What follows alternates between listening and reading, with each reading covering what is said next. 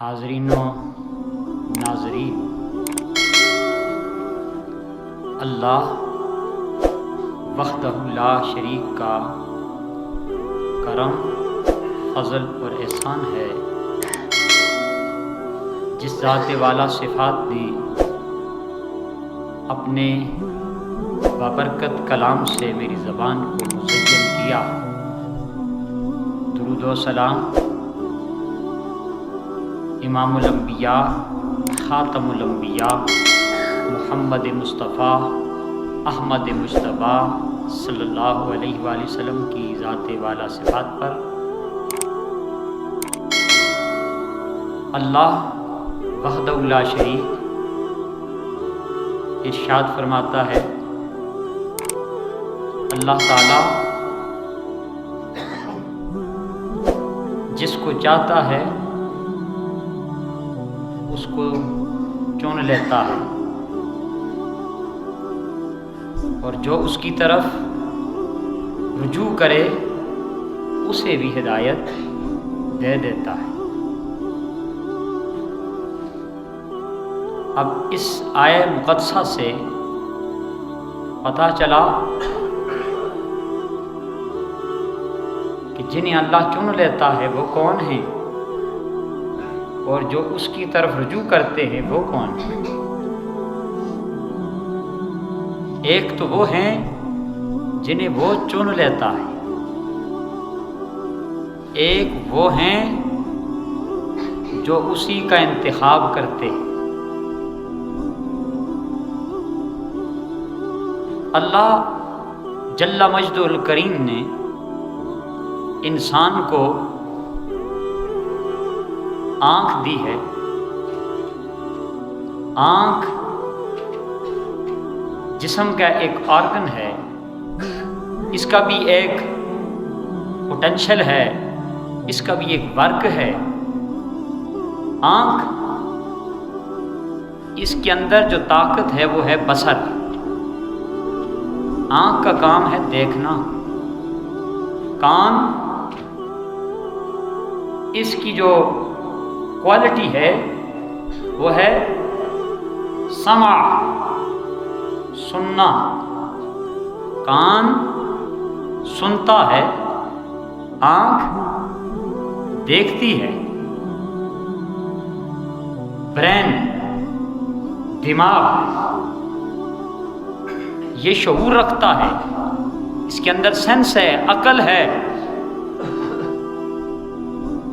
جس بندے کی عقل ہو وہ ذہین ہوتا ہے، دانشمند ہوتا ہے۔ اور ایک اور عظیم آرگن باڈی کا ہے جسے ہارٹ کہتے ہیں۔ اس کا کیا فنکشن ہے؟ جسم کو بلڈ پرووائڈ کرنا، یہ تو فزیکل فنکشن ہے اس کا۔ روحانیت کی دنیا میں ہم اس دل کے مقصد کو جاننا چاہتے ہیں کہ دل کا کام کیا ہے۔ آنکھ کی بات تو سمجھ آ گئی، کان کی بات بھی سمجھ گئے، زبان کو بھی سمجھتے ہیں کہ زبان بولتی بھی ہے، زبان چکھتی بھی ہے۔ دل کیا کرتا ہے؟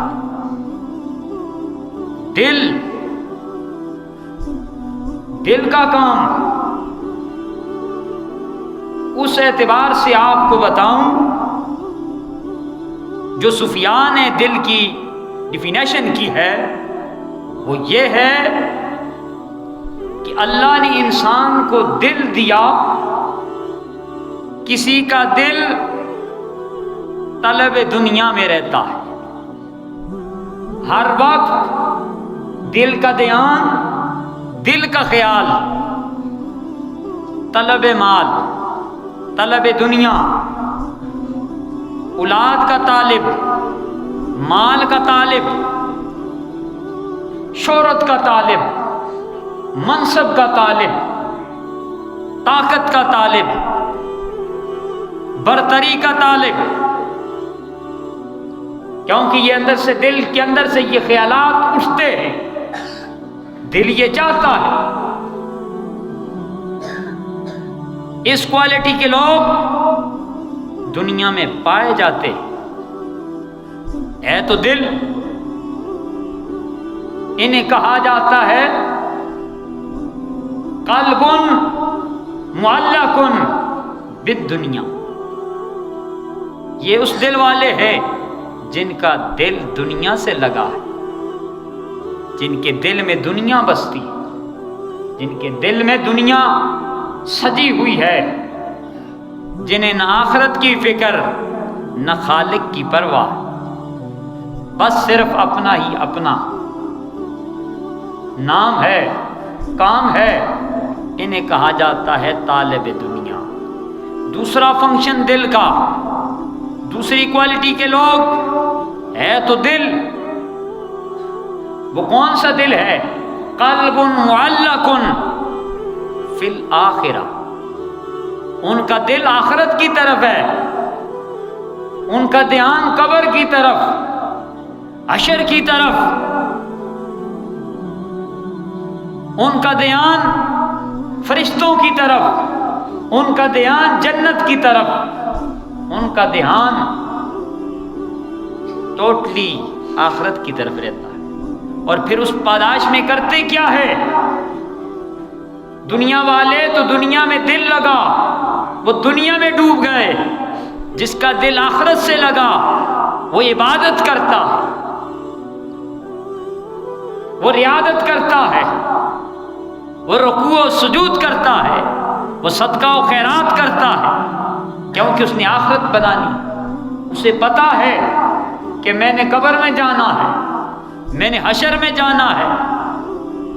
اس کی نمازیں ہیں، اس کے روزے ہیں، اس کی زکوٰۃ ہے، اس کے حج ہے، اس کے نوافل ہے۔ یہ ہیں طالب عقبہ۔ اور تیسرے لوگ قلب معلق بالمولا، یہ وہ لوگ ہیں جن کا دل مولا سے جڑا ہے، نہ طلب دنیا ہے نہ طلب آخرت ہے، صرف طلب مولا ہے۔ یہ وہ لوگ ہیں واللہ یادی الیہ من یشاء ویادی الیہ من ینیب۔ ایک وہ لوگ تھے جنہیں اللہ نے چن لیا، وہ انہیں دل دیا تو قلب سلیم دیا، ان کا ہر کام، ہر سوچ، ہر فکر، ہر لمحہ اس کی یاد میں گزرتا ہے، کیونکہ آخرت کی کامیابی کا راز اللہ اور رسول کی محبت ہے۔ اللہ کی ملاقات کا راز دنیا والوں سے محبت اللہ کی رضا کے لیے، اللہ کی محبت کا راز کفر کی طرف جانا جیسے آگ میں ڈالے جانے کے مترادف وہ بندہ سمجھتا ہے۔ اور یہ قلب سلیم جو ہے یہ قلب منیب سے آگے ہے۔ قلب منیب انابت سے ہے، رجوع کرنے والا جو دل اس کی طرف رجوع کرتا ہے۔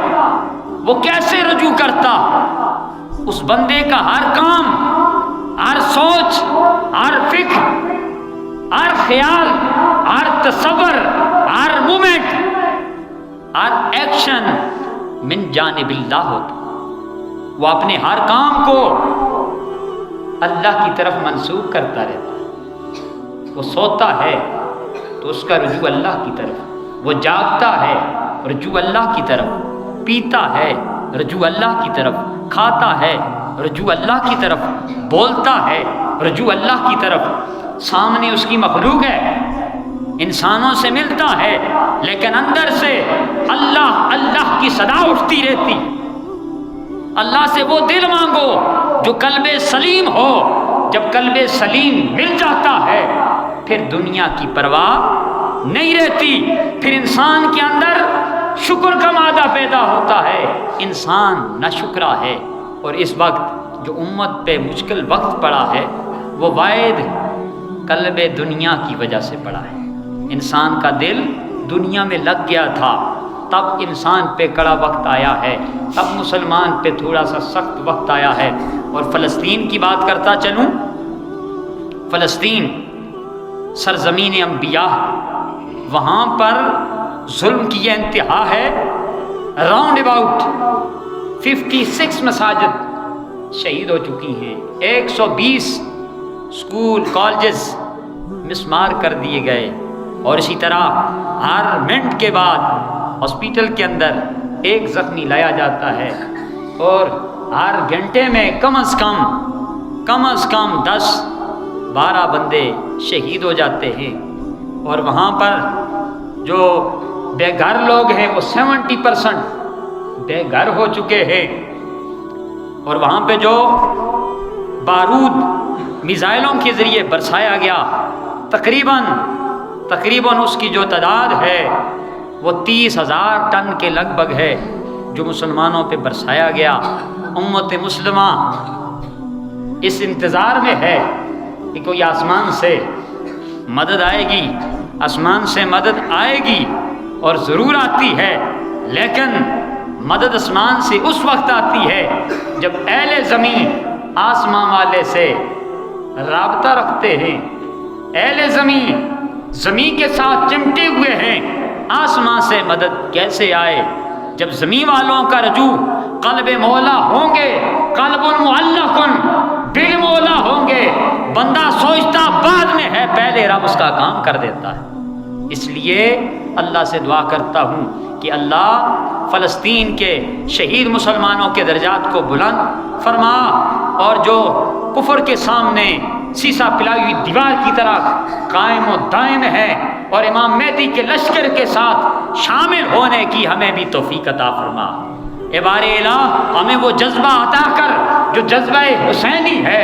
اے اللہ، ہمیں وہ جذبہ عطا کر جو بدر کے مجاہدین کو دیا تھا، تاکہ ہم بھی ان مسلمان مجاہدوں کے ساتھ شانہ بشانہ کھڑے ہو کر کفر کے سامنے اس کا منہ توڑ جواب دے سکیں۔ اے اللہ، اسلام کا پرچم بلند فرما، کفر کو مغلوب فرما، اسلام کو سربلندی نصیب فرما۔ وما توفیقی الا باللہ، یہ ایک عنوان کے تحت مجھ سے پوچھا گیا ہے، لیکن آج یہ موضوع بیان نہیں کر سکتا وقت کے پیش نظر، کہ روح نکل کر کہاں چلی جاتی ہے۔ روح جب وجود سے نکلتی ہے تو یہ عالم بالا میں جاتی ہے، یہ اللہ کے پاس جاتی ہے، وہاں جا کر عرش کے ساتھ قندیلیں لگی ہوئی ہیں، عرش کے نیچے قندیل، وہاں اس کی انٹری کی جاتی ہے کہ فلاں صاحب کی یہ روح آئی ہے، یہ روح کیسی، اور جاتے ہوئے بھی روح کا استقبال ہوتا ہے جگہ جگہ پہ۔ ستھری روح ہوئی نا، قلب معلق، تو استقبال ہی استقبال ہے۔ مردود روح ہوئی نا، اسے ناپاک گندے کپڑے میں، بدبودار کپڑے میں لپیٹ کے فرشتے لے کے جاتے ہیں، ہر طرف سے لان تان کیا جاتا ہے اس پہ، پھر واپس لا کر وہ جس بندے کو دفن کیا جاتا ہے اس کے وجود میں ڈالی جاتی ہے۔